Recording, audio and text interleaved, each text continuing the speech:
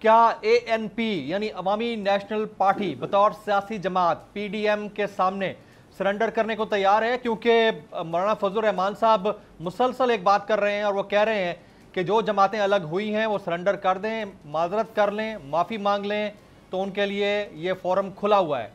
Your take سر۔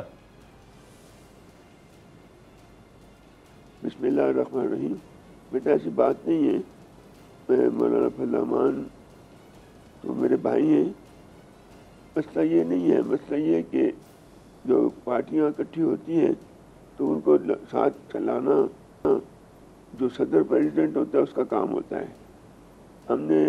میں بھی بڑا متاثر ہوں اور مولانا فضل الرحمان بھی بڑے متاثر ہیں۔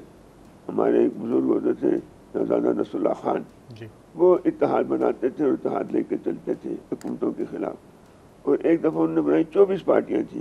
میں نے ان سے کہا جی کہ اتنی 24 پارٹیاں ہیں، اس میں تو ایسے لوگ بھی ہیں جن کی 2 بندے ہیں صدر سیکرٹری۔ وہ کہتے ہیں بیٹا صرف اتنا ہے کہ نام 24 کا ہو، تو مسئلہ یہ ہوتا ہے کہ سب کو ساتھ لے کے چلنا کافی مشکل بات ہوتی ہے۔ تو میں تو یہی کہوں گا کہ فضل الرحمان صاحب کو بھی کہ وہ میرے بھائی ہیں، میں بھائیوں جیسا میرا تعلق ہے ان سے، میں ان کو یہی کہوں گا کہ وہ شہزادہ نصر اللہ خان بنیں اور بن کر سب کو ساتھ لے کر چلیں تو زیادہ بہتر ہوتا۔ تو اگر اب گھر بھی ہوئی ہے تو اس کو ان کو آگے ہو کے سب کو ساتھ لینا ہوگا۔ تو ایسا کچھ نہیں ہے کہ اگر یہ رکھا جائے کہ آپ لوگوں کو معافی مانگنی ہوگی تو پھر آپ لوگ اس پہ معذرت نہیں کریں گے، ویسے شامل ہونے کو تیار ہیں؟ نہیں یار، ایسی بات نہ کریں آپ۔ معافی کس بات کی مانی؟ اور ہم اپنی پارٹی، ہم اپنی ایک سیاست ہے، اپنی ایک حیثیت ہے، اور اب سے نہیں ہے، بہت مدت سے ہے۔ ہم 1970-71 میں پاکستان میں سینٹ کی دوسری بڑی پارٹی تھے، اور نیب کی ہماری 72 میں، اور 2 صوبوں میں ہماری حکومت تھی، بلوچستان اور صوبہ پختونخوا میں 2 گورنر ہمارے تھے۔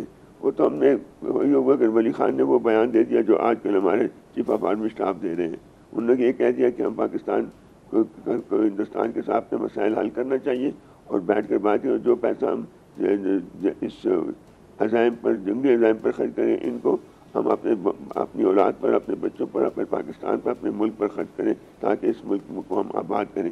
یہ ان کا گناہ تھا، اور اس گناہ پہ پھر ہمیں جتنی بڑی سزا ملی وہ سب کے سامنے ہے۔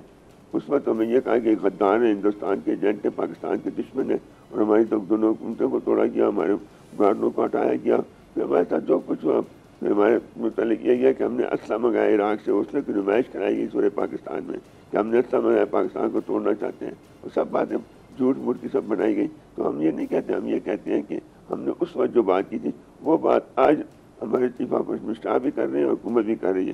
تو یہی ہے کہ ہم نے جو بات، عقل کی بات جو ہم نے اس وقت کی تھی، اگر وہ اس وقت مان لیتے تو آج ہمارا ملک جو ہے یہ IMF اور ورلڈ بینک کے قرض میں نہ پھنسا ہوتا، اور نہ ہمارے یہاں یہ بے روزگاری، یہ جو اپنا مہنگائی ہے، بے روزگاری ہے، ہماری جو اپنا غربت ہے، یہ سب چیزیں نہ ہوتی، ہمارا ملک اپنے پاؤں پر کھڑا ہوتا۔